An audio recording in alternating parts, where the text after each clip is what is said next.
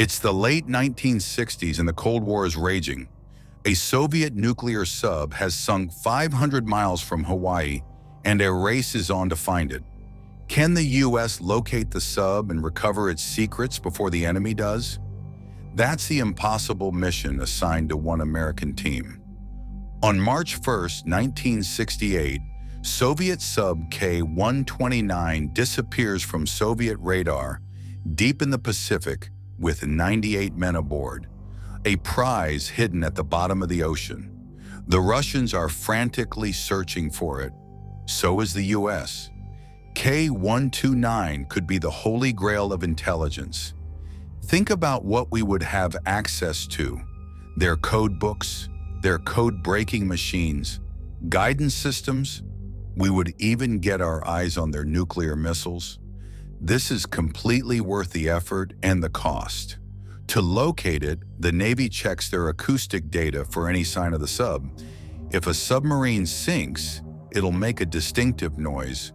So when K-129 sunk, they were able to locate where the sub might have gone down. The US Navy sends out their best reconnaissance sub, the USS Halibut. After more than 11 weeks of painstakingly searching, Halibut's camera finally captures the submarine. It's 1,500 miles northwest of Hawaii and 16,500 feet deep. But retrieving the sub seems like an impossible task. The vessel lies 3 miles underwater in a totally black environment. To figure out if they could pull off the impossible, the CIA puts their head of science and technology, John Parangoski, in charge. He comes up with this suggestion: raise K-129 to the surface using a giant metal claw, like the one you'd find in an arcade game, but attached to a ship. No one has ever attempted such an audacious salvage operation like this before. And what makes this even more challenging, it all needs to happen without the Soviets knowing. Despite the odds, the CIA and the Navy decide to go for it. On July 1st, 1969, the covert mission is launched. It's codenamed Project Azorian, and the first step is designing the claw. The claw design needs to be 179 feet by 31 feet. No one has ever built one big enough to lift a 1,750-ton submarine from the ocean floor. Creating the claw is the easy part. To use it, the US needs to anchor a huge ship for a month-long salvage operation that's sure to gain Soviet attention. So the CIA needs a cover story. They come up with an interesting idea. If the mission is masked as a privately owned business venture, no one should suspect that the government is involved. So they enlist the help of the celebrity industrialist of his day, Howard Hughes. It made such a good cover story because everybody knew that Howard Hughes was kind of half nuts. And he agrees to build the ship. They set up this fake press release.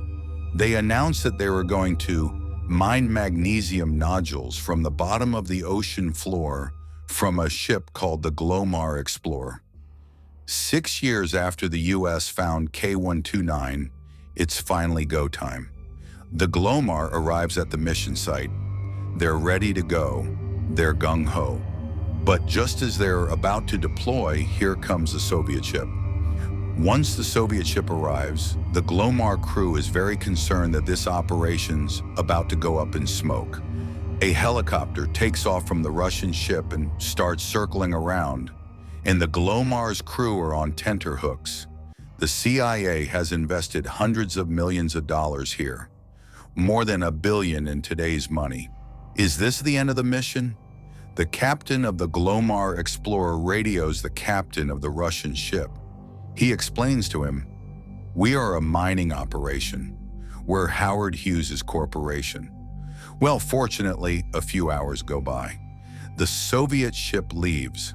Once the Soviet ship leaves the area, they lower the claw into the water, unwind 3 miles of cable.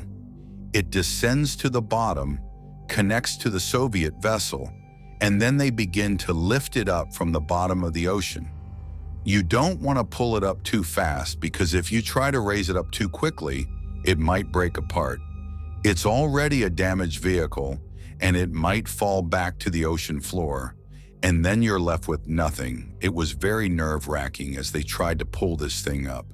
They were about 2/3 of the way up, and then the K-129 fell apart. About 2/3 of it broke off and fell back to the ocean floor.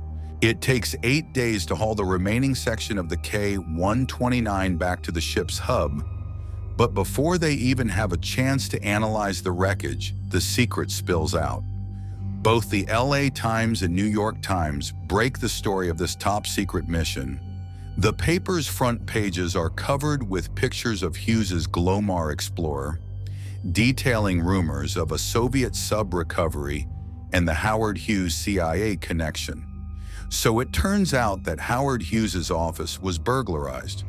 The burglars find this memo about the Glomar Explorer. They sell it to the LA Times, which publishes it. This is the CIA's worst nightmare.